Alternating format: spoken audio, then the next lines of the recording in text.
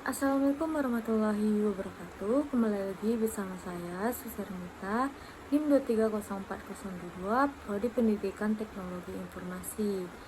Nah, di sini pada pertemuan ke-9 ini tentang editing gambar dan manipulasi visual. Tujuan dari mempelajari materi ini yaitu memahami konsep dan sejarah singkat editing gambar digital. 2. Menguasai tool editing dasar dan fungsinya secara praktis.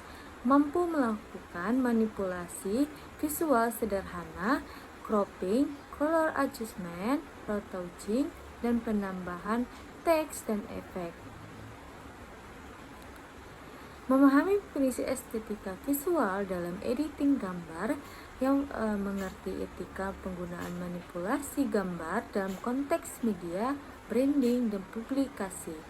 Yang keenam, mampu membuat dokumentasi editing berupa before dan after setelah bukti praktik. Memahami dan penjelasan lengkap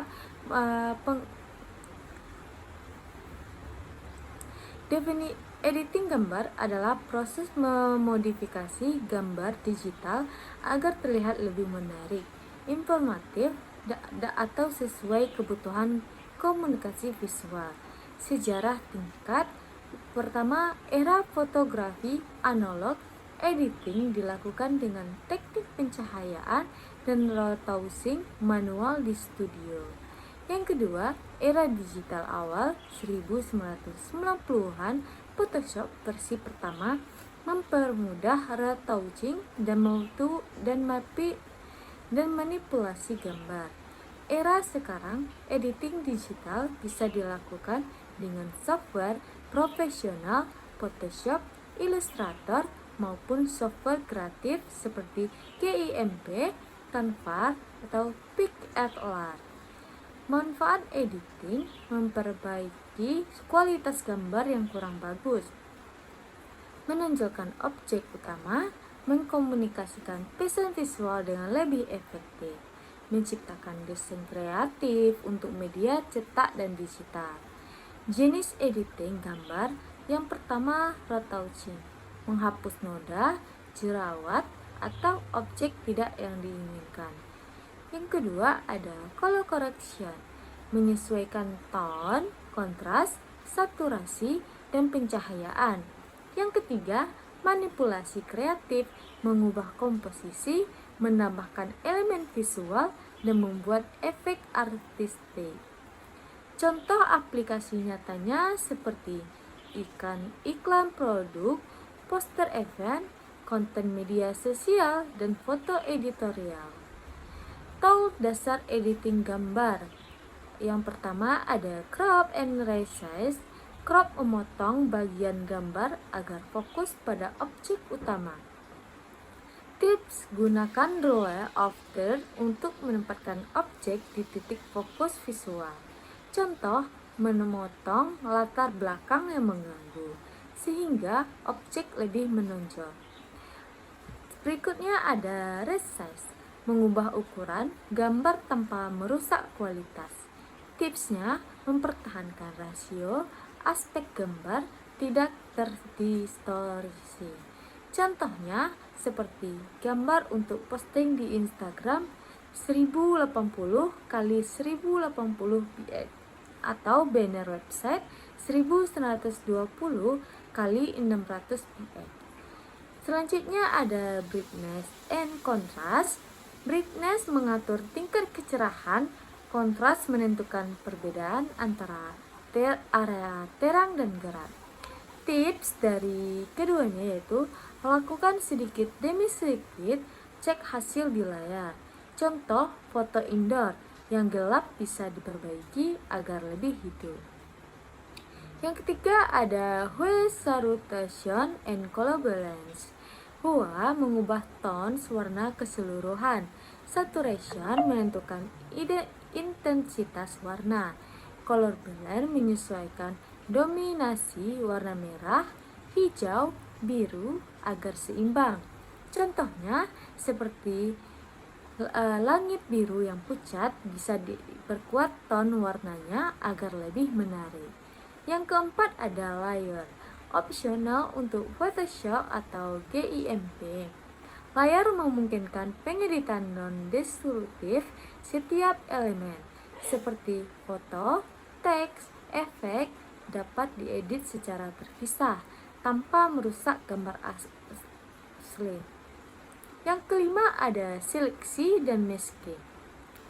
Seleksi memilih area tertentu dari gambar untuk diedit.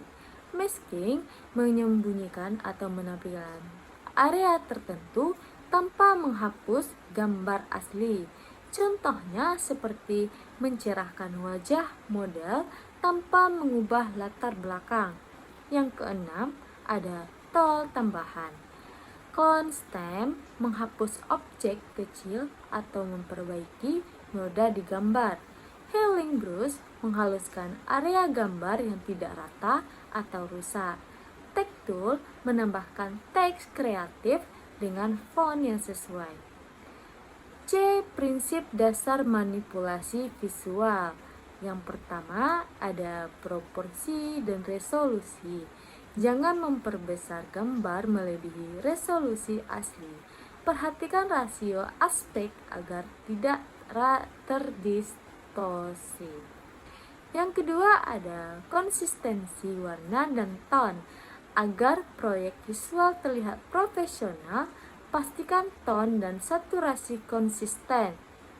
Yang ketiga ada fokus dan perhatian visual. Gunakan cropping, kontras, atau blur untuk menonjolkan objek utama. Yang keempat ada etika manipulasi gambar. Jangan menipu visual, terutama untuk berita atau media publik. Pastikan hasil editing sesuai konteks. 5.